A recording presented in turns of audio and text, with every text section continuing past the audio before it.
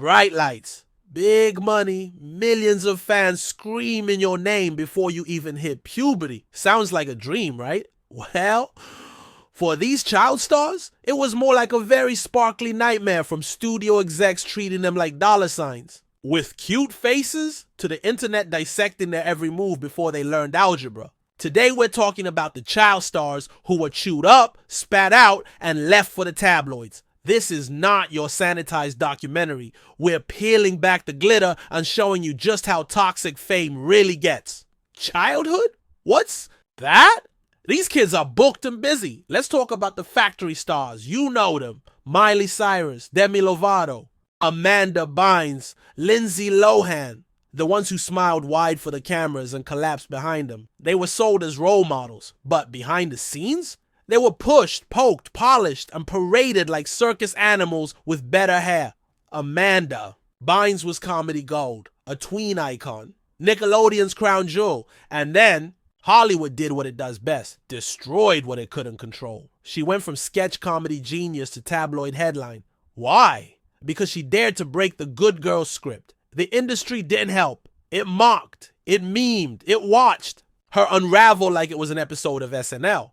Except this was real and sad, and no one said cut. Macaulay Culkin made more money before age 12 than most of us will in 5 lifetimes. But behind the cute one-liners and slapstick comedy, a family imploding, a custody battle over his bank account, and a child saying no to fame while everyone else screamed yes, he walked away.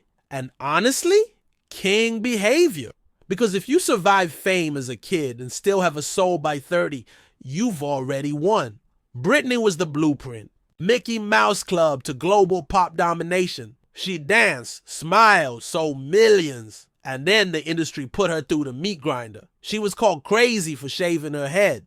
But maybe, just maybe, that was the sanest response to the circus around her. Years of a conservatorship. 13 years of being treated like a child while supporting everyone around her. And she wasn't even allowed to drive her own car.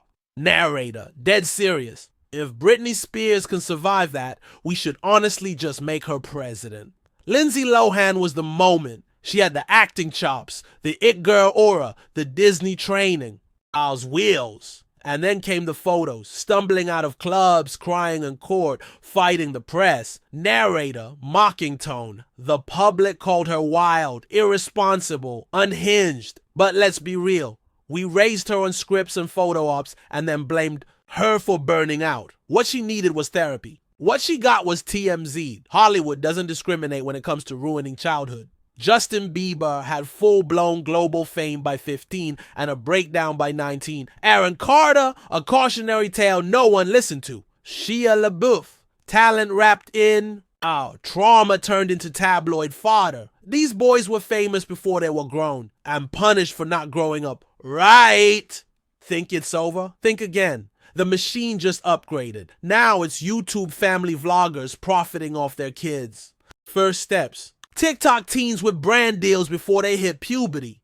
It's not just Disney anymore. It's every screen, every stream, every scroll. When you're famous as a child, you're taught to perform constantly. There's no off switch, no space to be awkward, messy, human. So when these stars collapse, lash out, disappear, it's not because they're ungrateful. It's because they were never given a childhood to begin with.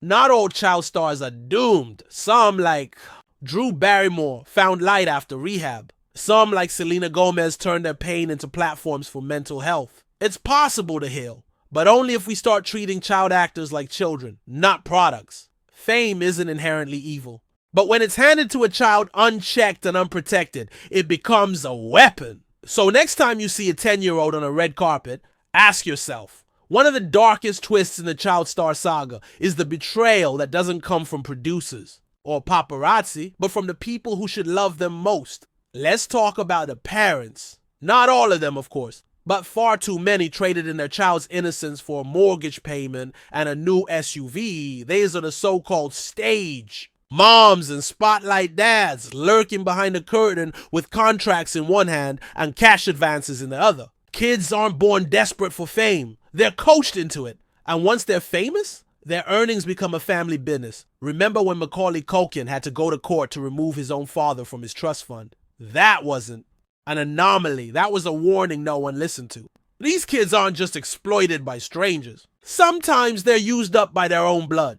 Here's a spicy truth. Hollywood loves its little princesses until they grow boobs. The second a child star hits puberty, the media frenzy doesn't slow down. It mutates. Suddenly, that once cute girl is being sexualized, scrutinized, and dissected by tabloids looking for the first oops moment.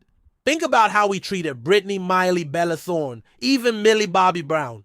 Yes, she's still a kid, and grown adults are writing articles about how she looks too grown.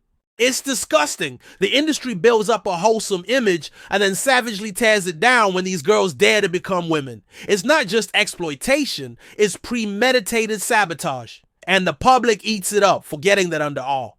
The glitter is a teenager being pulled in 10 directions, with no idea who she actually is. Let's not forget the ultimate plot twist. When child stars break down, Hollywood doesn't offer help. It offers headlines. Remember when Demi Lovato checked into rehab? It wasn't just a private journey. It was a media feeding frenzy. Lindsay Lohan couldn't go to therapy without paparazzi stalking her every move. Britney's mental health crisis was broadcasted live, sold as entertainment. Why? Because nothing sells like a breakdown. The very system that caused their trauma turns around and profits off their healing process. Even now, recovery is often marketed like a rebrand. If your pain isn't packaged and monetized, it's ignored. These kids aren't allowed to quietly recover. They're expected to collapse in public, bounce back for the brand, and smile for the camera like nothing happened. That's not support. That's emotional labor for an audience that thinks rehab is just a subplot. Here's the most chilling part. This system isn't broken. It's functioning exactly how it was built. Child stars are a commodity. They generate profit until they don't. And when they fall apart, they're replaced. There's always a fresh face, a new talent, a kid with big dreams, and parents who don't ask questions. The machine doesn't stop. It just updates the casting call. And let's be honest, the audience plays a role too. We consume the drama, meme the meltdowns, and act shocked when a 17-year-old spirals after years of being micromanaged and manipulated. Fame isn't the villain. We are for making it so cruel. The question isn't just, why do child stars crash? It's, why do we keep letting them? The most sinister part of this whole cycle. It repeats over and over and over because no one in power is actually interested in breaking it. You'd think that after watching stars like Judy Garland get drugged into submission by studios, we learn. But no, new faces, same script. Each generation has its it kids, and each one ends up bruised by the same invisible hands. These kids grow up surrounded by yes men, toxic contracts, and fake friends who vanish the moment the spotlight dims. And when they do speak up, when they try to tell their truth, they're called ungrateful, dramatic, or worse, irrelevant. We don't just ignore their trauma, we invalidate it, as if growing up famous somehow disqualifies you from being human. Hollywood has built a legacy of silence, where pain is part of the job, and speaking out is a career risk. That's not a glitch, that's the design. Let's be real, not every comeback is a win. Not every return to the screen means someone is healed. Hollywood loves a redemption arc, but only if it's marketable. If a child star cleans up, hits the gym, and signs a reboot deal, applause. But if they step away completely, if they leave fame for a quiet life, if they choose peace over performance, crickets. Because we only value these people when they're visible, when they serve our nostalgia. But healing isn't always loud. Sometimes it looks like walking away forever. Sometimes it means saying no to the comeback tour. And we have to be okay with that.